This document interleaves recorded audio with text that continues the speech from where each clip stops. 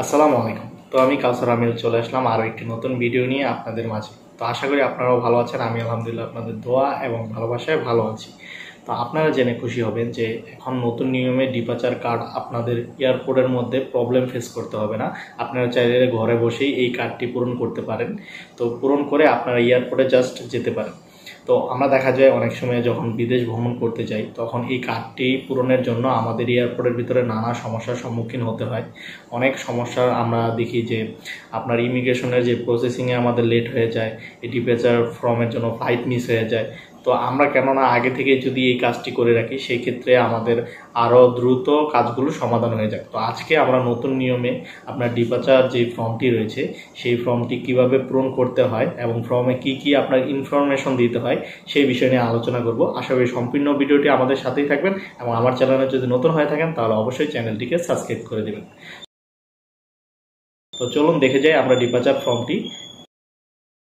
তো এটি হচ্ছে ডিপার্চার ফর্ম। তো এই ফর্মটি পূরণ করার মাধ্যমেই আপনি বিদেশে ভ্রমণ করতে পারবেন এবং এই ফর্মটি আপনি চাইলে অনলাইন থেকে ডাউনলোড করে বাসায়ও আপনি পূরণ করতে পারেন।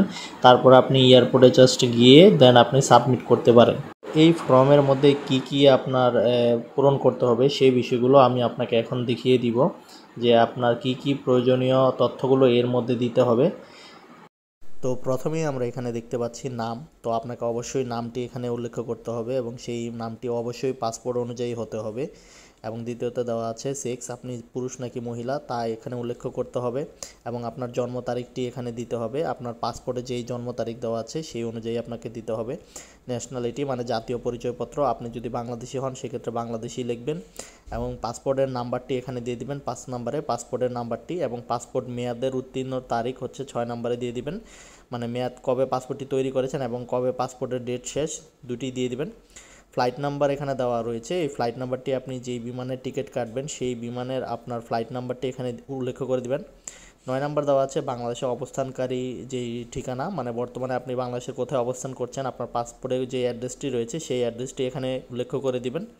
তো পরবর্তীতে আমরা দেখতে পাচ্ছি বাংলাদেশি নাগরিকদের জন্য আপনার যেই ইনফরমেশন সেগুলা এখানে দেখা রয়েছে। এই নাম্বারে যে ভিসার নাম্বার, তো আপনি যেই ভিসার নাম্বারটা রয়েছে সেই ভিসাটা দিয়ে দিবেন নাম্বার এবং মেয়াদ উত্তীর্ণ তারিখ, ভিসার মেয়াদ উত্তীর্ণ হবে কবে তা এখানে ডেটটা দিয়ে দিবেন। ভিসার প্রকারটা হচ্ছে আপনি কোন ভিসায় ভ্রমণ করতে চাচ্ছেন, সেটা কি স্টুডেন্ট হলে স্টুডেন্ট লিখবেন, যদি ওয়ার্কার হয় সেক্ষেত্রে ওয়ার্কার লিখবেন, ট্যুরিস্ট হলে ট্যুরিস্ট লিখবেন এবং ভ্রমণের উদ্দেশ্যটিও সেখানে বর্ণনা করে দিবেন। তারপর সেখান থেকে আপনাকে সিল সাইন দিয়ে দিবে এবং অবশ্যই আপনার নিচে স্বাক্ষর দিতে হবে এবং তারিখ লিখতে হবে আপনি যেদিন আপনার ভ্রমণ করতে চাচ্ছেন।